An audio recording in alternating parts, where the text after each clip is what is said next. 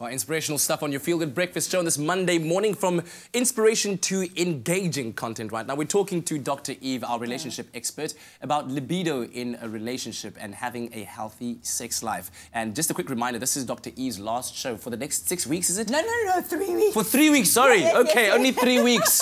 We'll have Dr. Eve back, but she's going to New York, so you want to get in your calls and all of your questions. 021-930-430-9886. Luckily, it's on your screen right now. But let's quickly go on to the street. We asked you the question, can you be with someone who has a different libido level than you? I think I could be with someone that has a different libido level to me. Yes, you can, because, I mean, you could learn from them, but you need to click romantically, and in order to do that, you need to click sexually. So, I mean, if the difference is too intense, then I guess it might be a bit of a struggle. But hopefully the two can teach each other a few things. Yes, you can. Maybe if that person's one is down and mine is up there, then we can make it like, you know, both equal. No, not really. To be in a relationship with someone with a lesser libido kind of makes me. I would feel a bit like awkward, like what does that mean, you know? Yes, I think I am, yeah. And that works okay. I don't know how easy it would be to find someone who's on exactly the same level as you are. Well, that's what you had to say. Dr. Eve seems to disagree that it's impossible for you to be with somebody who has a different level of libido than you. Is that your final answer, Dr. Eve? I think it's very challenging. Yeah. Very challenging, because people expect that they're going to have exactly the same desire at exactly the same time, and that's ridiculous. It requires a lot of negotiation and acceptance and actual communication to say to somebody, well, you know, we do have different libido levels, and this is how it is. I hate to use the word normal, but this is how it is between couples. I think there's something vibrating next to you. I know, you just want to it's quickly not a sex toy. Touch on that. Okay, fantastic. I'm glad it isn't. Somebody's desperately trying to get a hold of you. Wow, okay.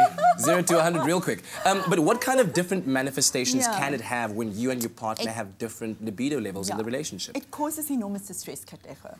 And this is why I'm pleased that we're doing the show, so that we can almost normalize it between couples, to be able to say to them, this is what it is. People cannot have exactly the same level of desire at all times. Life happens. One of the things that I think people are not really aware of is that more and more men are presenting with lower desire than their female partners. And I think it's a combination of women feeling way empowered and women owning their sexuality and saying, actually, I am interested in being sexual. Actually, I do want to be sexual. And it's actually the man being empowered as well to say, I'm not this person who can just think about sex 24/7, just wants to go all the time. I also get tired. I also get a headache. Somebody asked a question. We've got an anonymous caller who said, what do you have to say about partners that use sex or intimacy as a currency or a control factor in a relationship? What are your thoughts? Yeah, I think it's a really problematic situation in a relationship, because it's never going to work to be able to use sexuality as something to get attention or to gain control. And oftentimes, and I have to say this for my own gender, that women seem to be able to do that because they seem to hold a lot of power.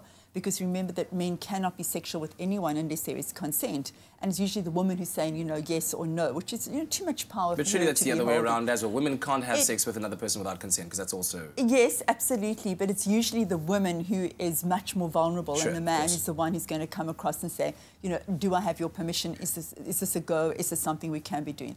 So we want to accept that there is differentials in desire, and we want to accept that this is a very difficult thing for couples to talk about because of the personalization that happens.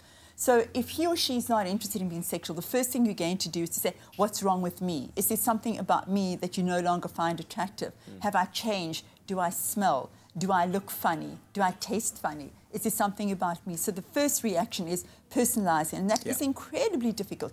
And then it has consequences. You know, you were saying, what are the manifestations of that? That person may then think, well, okay, because this person no longer desires me, I need to go somewhere else where I will be desired. And that's problematic. Well, we will continue our topic with Dr. Eve. We're talking about libido and having a healthy sex life. Once again, a reminder to guardians and parents that this is a topic and a conversation that does contain adult content. So please do be careful about what you allow your children to ask. But our lines are open. Please call us with your questions and your comments as we quickly take a look at what is trending online. Why is that thing vibrating? Okay.